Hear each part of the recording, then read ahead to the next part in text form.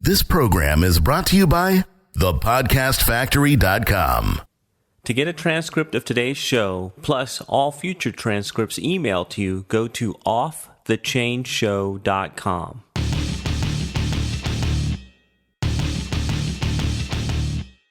Prepare yourself for the uncensored, nothing held back, no BS reality of how business and life really work. Doberman Dan is off the chain. I just can't get this. I can't get rid of this dream of being a rock star, Jonathan. I'm 51 years old and I still want to be a rock star. Weren't you rocking out when you were a kid? I thought I saw a picture of you in one of the newsletters where you were wearing a cool rock outfit and you looked like Kiss or something like that. I'll have to send you the picture in color. Black and white did not do it justice. My jumpsuit was silver lame. Now, if you don't know what lame is, it's that shiny metallic material. Well, you know what it is because Kiss used it in their stage clothes. Yeah.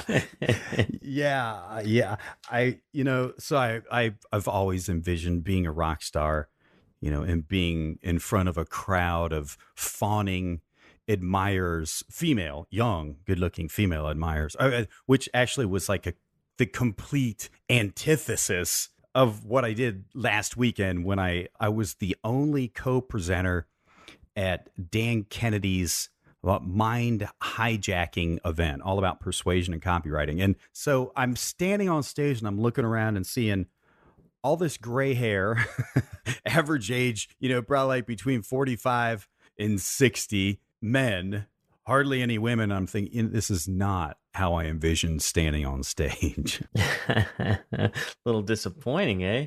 Oh, to say the least. No, I'm just kidding. It was a great crowd. We had a lot of fun. Dan Kennedy was not only extremely full of really good information, he was really entertained. That dude is really funny.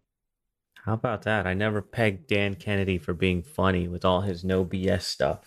Oh yeah, he keeps it interesting. I don't know how he does it, man. 3 straight days, with the exception of my segment on the last day, on the copywriting day, he taught that all. I mean, it must have been exhausting. Wow. But standing on stage there, was not like being a rock star. Actually, so I'm joking a little bit. When I was a kid, I did want to be a rock star, and I was a little local rock star in Barberton, Ohio. But then when I got older, I never wanted to do any of this stuff, Jonathan, the direct response marketing, the mail order business I started back when dinosaurs still roamed the earth, when the internet wasn't around, a copyright. I never wanted to do any of that. I just wanted to be a full-time musician. I mean, the rock star thing was when I was a kid. When I was older, really what I just wanted to make a living playing music. There was no dream of being rich playing music. I just wanted to play music. And yeah, I got to admit, I tried it for a little while. And then I let the dream stealers take it from me. And, those were mostly family, as they often are, and friends. And, and so you hear, get a real job, you loser, long enough. Anyway, I let them get to me. Knowing what I know now and having experienced the success I've experienced in business, I could have made a living playing music. I could have accomplished that dream, but I didn't know it at the time, and I gave up on it too early. But this crazy dream just won't die. So anyway, I just released a new album. I was about to say CD. That's like almost a totally antiquated term anymore, isn't it? Yeah. So I want to go back for a second. You said you could have made it as a musician, and I'm gonna drop some of my bias on you and see what you think about this. But I find something so so disappointing when I talk to business people and they have this hobby and they tell me, "Yeah, man, I'm still a gigging musician." So forgive my bias, but I'm like, this guy's a fucking loser. All right. When gigging musician. And now you're telling me you could have made a living. Could the living that you're talking about compare to the living that you're making now? With all respect due to the wonderfully talented, salt of the earth musicians who helped me, who played on my project. The answer to your question is not even close. So I hired the best A-list studio musicians to create this thing. They have played with everybody, either in the studio or on the road. Everybody, the biggest names in the business. And I got to tell you, the dedication and discipline that they have practiced and continue to practice to be at the level of ability that they're at, they deserve to be paid so much more, in my opinion, as a musician and, you know, an entrepreneur. But that's just not how the music business works. You know, when they're on the road, they're making a living wage. But yeah, let's say you could wave a magic wand, Jonathan, and just, you know, boom, make me an A-list sideman, you know, who like would go out on the road with Brad Paisley or some really big name thing. It would be a small fraction of the income that I make from doing my thing that I do. Yeah, I thought so, but I wanted to ask, and so what made you? Because I feel like we talked about this maybe, I don't know, sometime on the show, where you said you had this album and you had this intense procrastination and had been sitting for like 25 years. What was it? What was the catalyst? What made you finally finish this thing? Well, this is insane. So I was going to be really transparent about all this. It's going to make me look bad, but with the hope of helping someone else.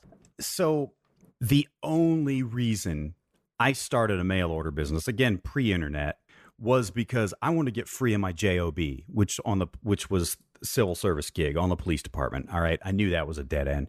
I just thought if I could just match my police department income with this mail order business, but the mail order business, you know, I can basically do it when I want, you know, I could work what hours I want. So now I'm going to have much more time freedom and I can do what I really want to do, which is go play music, you know, with my band bros, play music, play out, you know, write music together, record music, and never have to worry about making money from it because it's really freaking hard to make money from that.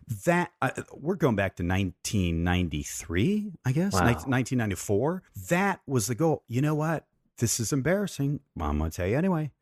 I accomplished that goal.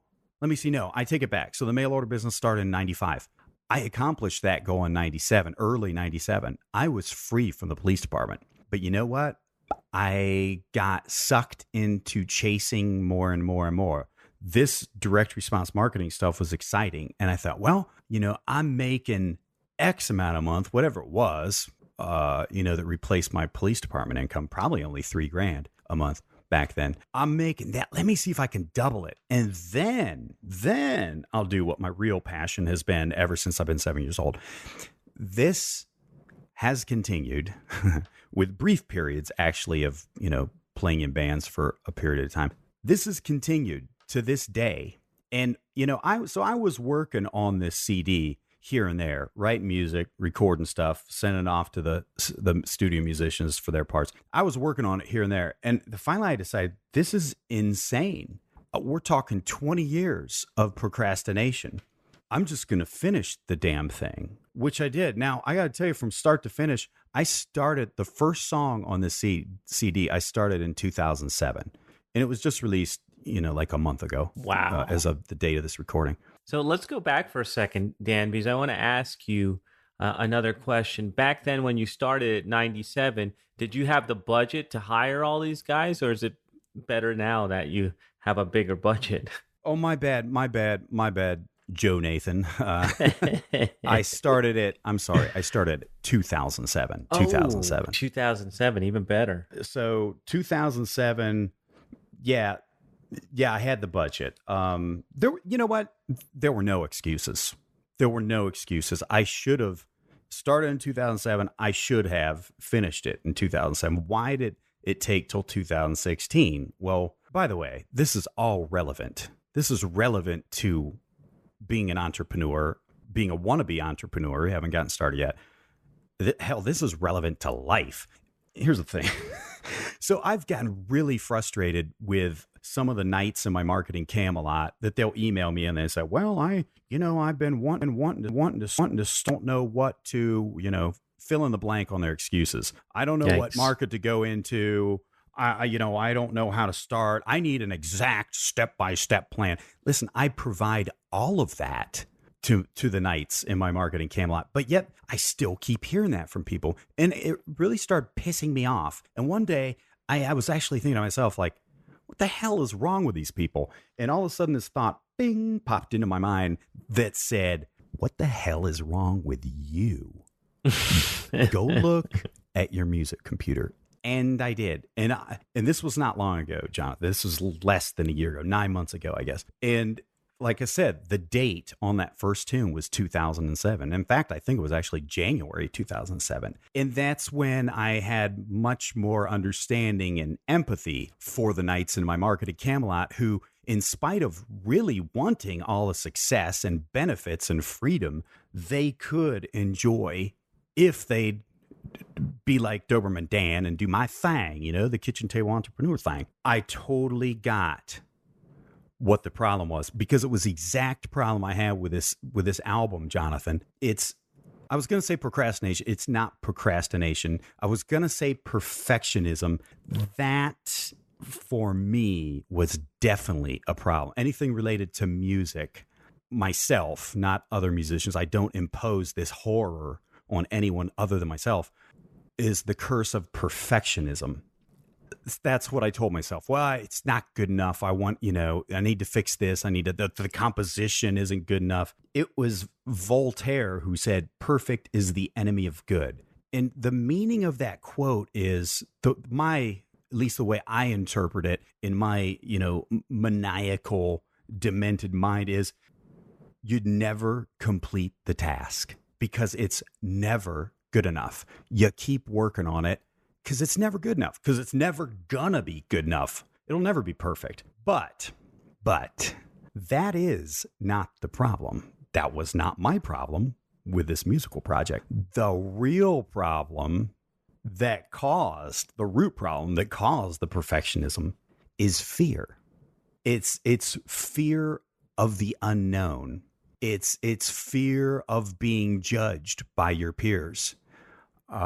It's not, fear of the unknown is not knowing what the next step is. Like, oh my God, what happens when I send this to these A-list musicians? Are they going to make fun of me? I'm a nobody. I'm not a big name musician like they play with. What's going to happen? What's going to happen when I finish it? What's fear of the unknown? It'll stop you dead in your tracks, man. Here's the thing.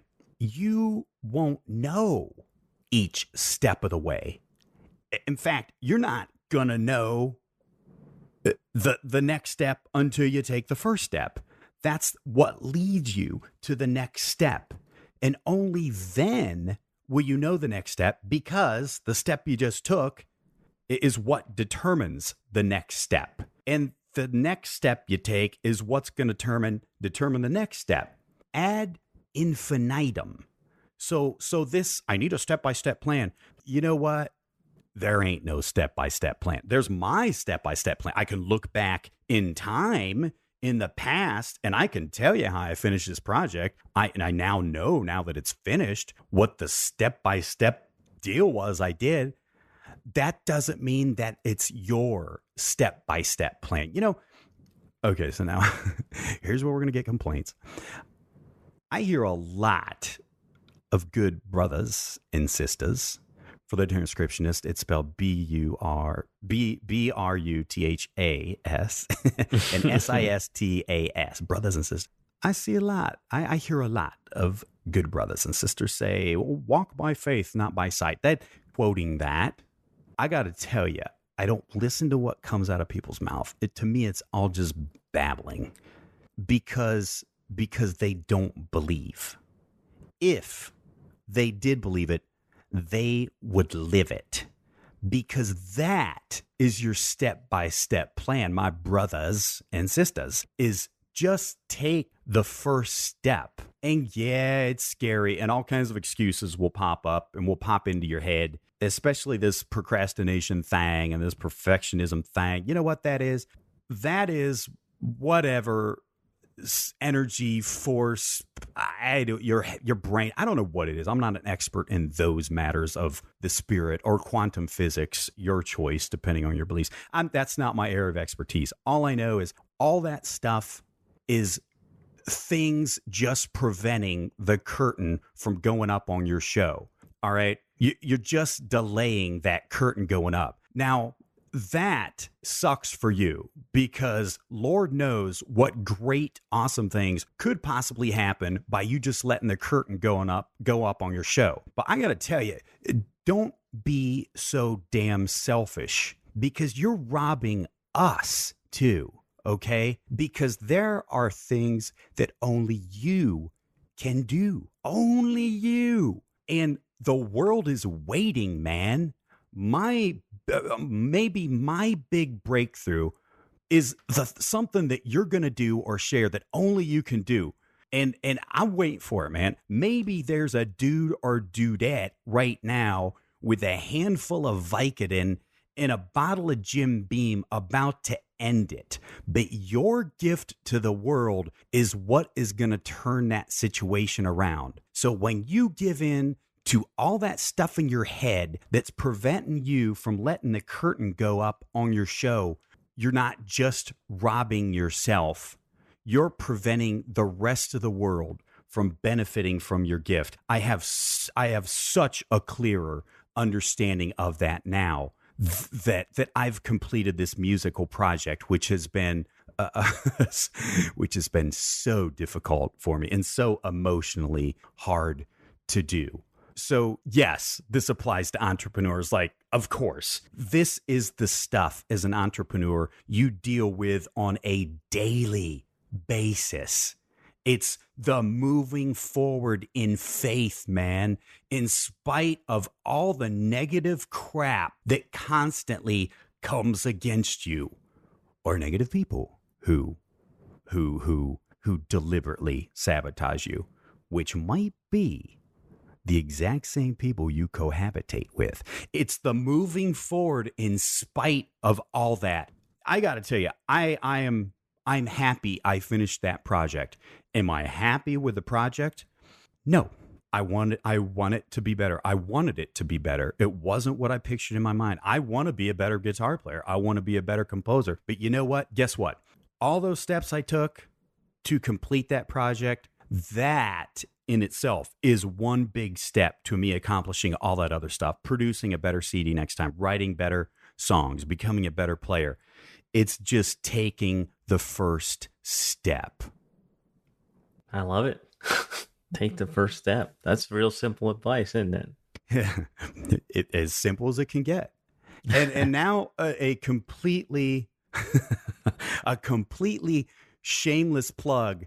So my CD, my album is available for sale on CD Baby. You just look up on cdbaby.com, look up Doberman Dan. You'll see the album. It's called Drop It. And you can get it as a digital download as MP3, or you can still get it old school and get an actual CD of it. So blessings to you and your posterity. If you buy my CD, you help validate my fragile musician's ego and make me feel like a real musician if you pay for this. So thanks a million if you do, and blessings to you and your entire family. And I hope that was helpful, Jonathan. Yeah, absolutely. I love the simplicity of it. So CD Baby, you say, and just look up Doberman Dan? Yep, CD Baby. Excellent. Well, you know what? I take it back. So I got digital distribution. You can get it on iTunes. Just look up Doberman Dan, drop it on iTunes. You can get it on Amazon, all those digital delivery platforms. How about that? He's made it to rock starhood. Well, thank you, yeah. Dan. Yeah, rock star in my own mind. Wait till people hear this CD. It's definitely not rock and roll. I went the jazz route. I'm a rocker at heart, but I combined it with my love of jazz. So it's it's gotten a bad name, but it's the F word. It's fusion, is what they call it. So if you're not familiar with fusion, well, you're in for an interesting experience. Cool, man. So I'm looking forward to that. Well, that is a wrap for Doberman Dan's Off the Chain show. Thank you, Doberman Dan, for being so candid and sharing your journey with us. And thank you, guys and girls, brothers and sisters, for tuning in. Thanks for tuning in, and remember, to get a transcript of today's show emailed to you, go to offthechainshow.com. This is thepodcastfactory.com.